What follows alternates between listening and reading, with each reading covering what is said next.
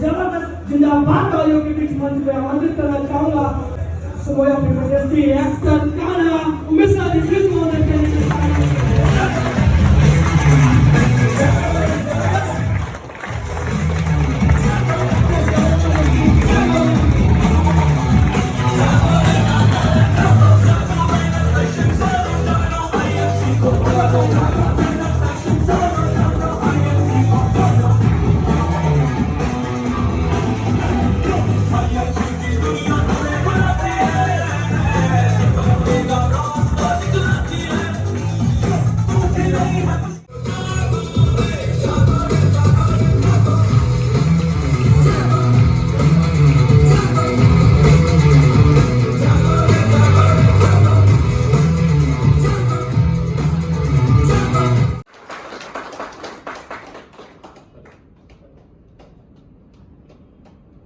Hello good evening, कैसे हैं आप सब? हालांकि आईएमसी वाले अच्छे ही होते हैं। यहाँ पे जितने भी लोग बैठे हुए हैं सभी लोग मेरे गार्जियन स्वरूप हैं। फ्रंट सीट पे जितने लोग बैठे हुए हैं, बैक सीट पे जितने लोग बैठे हुए हैं, क्योंकि बैक सीट वाले ही आगे आते हैं। जितने भी फ्रंट सीट में बैठे हैं सभी लोग कभी न कभी बैक सीट पे बैठे रहे होंगे। जब शुरुआत मैंने की उस समय पे लोगों ने बहुत हंसा। मेरे बगल वाले देख के हंसते थे, अरे क्या कर रहे हो, नचइएगा भैया और ये का। सब लोग को बघेली समझ में आते हैं यहाँ पे, नचइएगा भैया और ये का मिश्रा जी का लड़का। आज के टाइम पे वही लोग जब मेरे मैनेजर के पास में कॉल करते हैं तो उनको अपॉइंटमेंट लेना पड़ता है बात करने के लिए भी, और वो लोग बोलते हैं कान्हा तुम घमंडी हो गए हो। मैं घमंडी नहीं हूं, मैं थोड़ा सा व्यस्त हो गया हूं। आईएमसी परिवार में मुझे इतना प्यार मिला।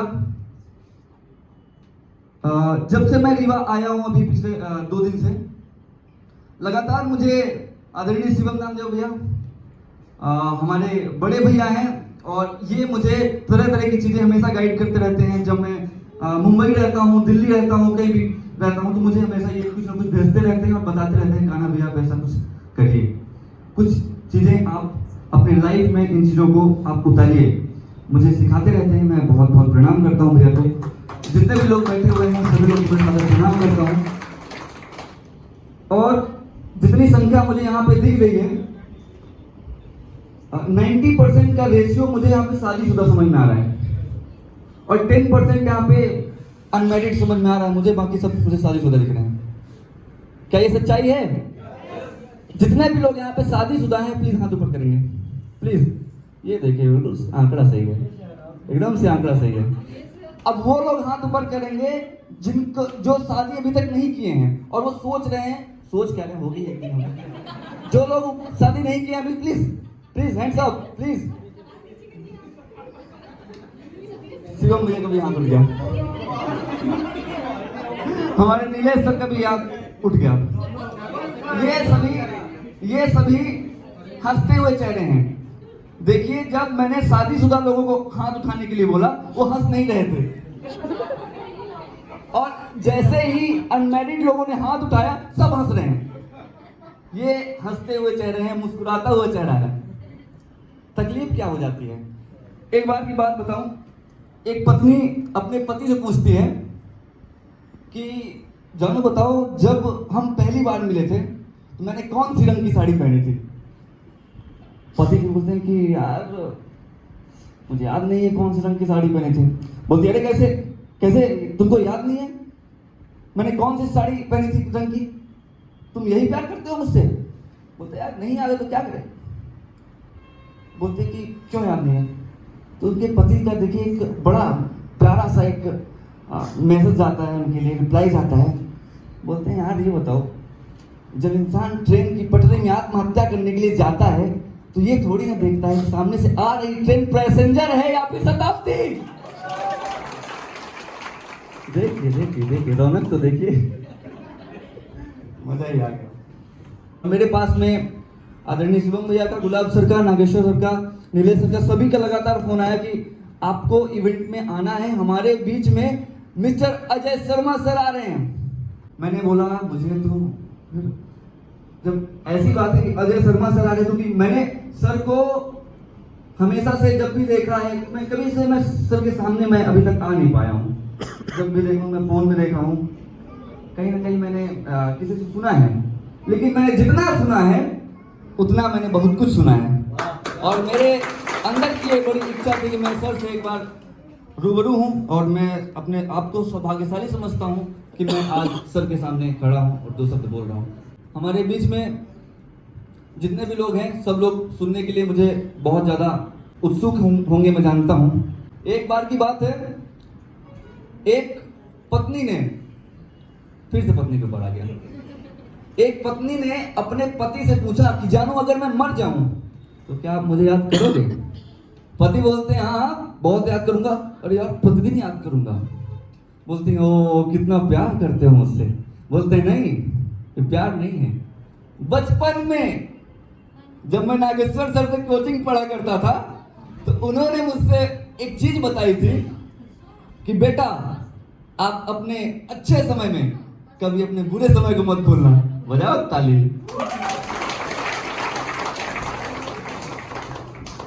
तालियां आप लोग की तरफ से बहुत कम आ रही मुझे। तालियां थोड़ा सा एक बार गड़गड़ा दीजिए।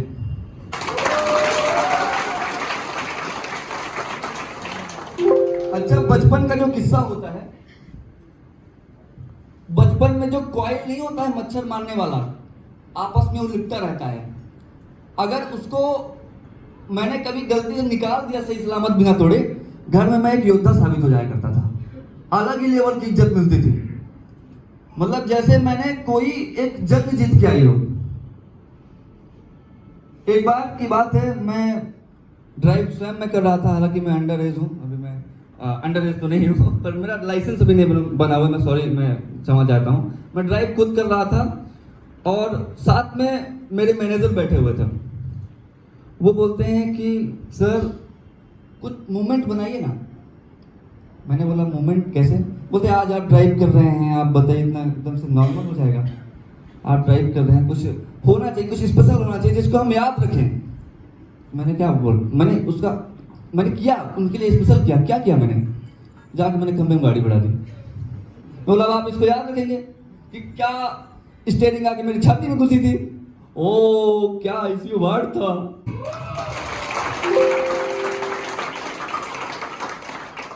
अभी एक दिन की बात है, मेरी बहन घर में गाना गा रही थी, जग सुना सुना लगे, जग सुना सुना लगे। अपने जमाने में गाना बड़ा हिट हुआ था, सभी लोग सुने होंगे मेरे ख्याल से। कितने लोग गाना सुने? मैंने बोला जग सुना सुना लगे, जग सुना सुना लगे, भर दो ना, भर दो जग को, बिल्कुल सुनाने लगेगा। अभी एक घटना हुई, पिछली बार जब मैं लगभग 5 महीने पहले मैं रीवा आया था, मेरे बगल के अंकल, उनको भी पता चल के कहाँ आए हुए हैं, क्योंकि जब मैं आता हूँ बड़ा साइलेंटली आता हूँ ना, किसी को बताता नहीं हूँ कि मैं रीवा आया हूँ, नहीं तो फिर लोगों को ताता लग जाता है मिलने के लिए।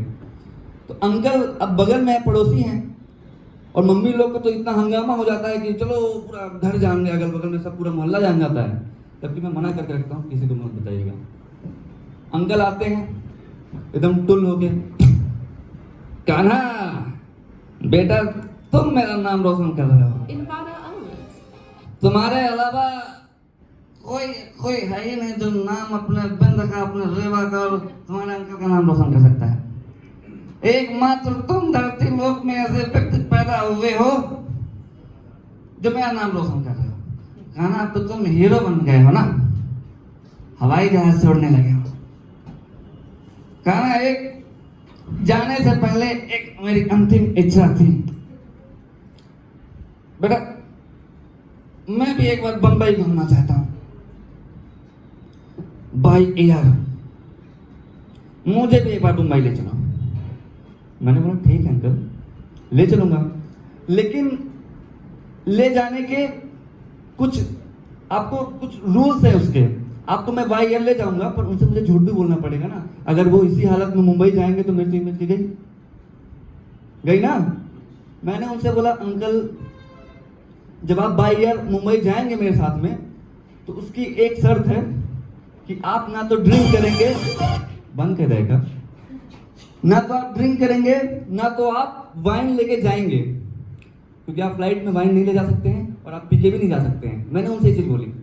बोलते ठीक है, तुम्हारी आंटी की कसम, तुम्हारी आंटी की कसम, मैं बिल्कुल वाइन को हाथ नहीं लगाऊंगा। मैंने बोला आपकी इसी कसम की वजह से मैंने बर्नले आंटी चली गई, आपकी इसी कसम की वजह से। अंकल बोले बेटा कसम गई तेल लेने, नहीं दारू लेने। अब ठीक है, हुआ, टिकट हुई, सब कुछ हुआ। अब हम लोग को छोड़ने के लिए हमारे पिताजी गए प्रयागराज एयरपोर्ट। एयरपोर्ट में चेकिंग हुआ, सब कुछ हुआ, बैठ गए हम लोग फ्लाइट में जाके। बस टेक ऑफ जैसे ही होता है 10 मिनट बाद अंकल ने अपने पीछे से एक बिस्लरी की बोतल निकाली। जैसे ही ढक्कन खोलते हैं पूरा माहौल बदल गया, गमक उठा, पूरा पूरा प्लेन गमक उठा। सब लोग देख क्या रहे अंकल मैंने बोला अंकल आपने प्रॉमिस किया था, आपने आंटी की कसम भी खाई थी। अंकल बोलते हैं बेटा तुमने वाइन के लिए मना किया था, तो 40 वाला ठर्रा है जिसको मैंने बिस्लरी की बोतल में भर के लाया है। जैसे ही अंकल ऐसा बोलते हैं मेरे होश उड़ गए। मैं परेशान इसलिए था, ये नहीं कि अंकल पी रहे हैं कुछ और, कैसे लाए क्या, मैं इसलिए परेशान नहीं था। मैं परेशान इसलिए था कि मैं इनको ले जा रहा हूं, उनको यहाँ मैं इनको संभाल नहीं पा रहा हूं, मुंबई कैसे संभालूंगा। ले जाते ही मैंने अंकल को दूसरी रिटर्न की टिकट दी। अंकल आप जाइए प्लीज, बैठ चलिए। मैंने चलिए, बहुत बहुत धन्यवाद है आपका। मैं आपका ज़्यादा समय नहीं लेना चाहूंगा और लास्ट में मैं जाते जाते इतना बोलना चाहूंगा, IMC ये जो प्लेटफॉर्म है ये आपको अपॉर्चुनिटी देती है, ये अपने आप को साबित करने की, अपने आप को ग्रो करने की, अपनी फैमिली में, अपने रिश्तेदारों में सबसे अलग बनाने में ये IMC आपको अपॉर्चुनिटी देती है। इस अपॉर्चुनिटी, ये जो शब्द है अपॉर्चुनिटी, ये जो शब्द है ये बार बार नहीं मिलती है, लेकिन एक बार जरूर मिलती है। एक बार ही मिलती है, दोबारा नहीं मिलेगी, याद रखिएगा। और ये आपकी वही एक बात है। इस बार अगर आप नहीं समझे, इस बार अगर आप नहीं समझे तो आप आगे फिर समझ लीजिए, हो सकता है इससे अच्छा मिल जाए, इससे खराब मिल जाए, पर ऐसा नहीं मिलेगा, एग्जैक्ट नहीं मिलेगा। तो आप लोग प्लीज, मैं रिक्वेस्ट करना चाहूंगा, आप किसी और के लिए नहीं, अपने लिए काम करिए, अपने ख्वाहिशें पूरे करने के लिए काम करिए और अपने बच्चों को, अपने फैमिली को, अपने पेरेंट्स को, सबको खुश रखने के लिए काम करिए। बहुत बहुत धन्यवाद। मैं आपका अपना कान्हा मिश्रा।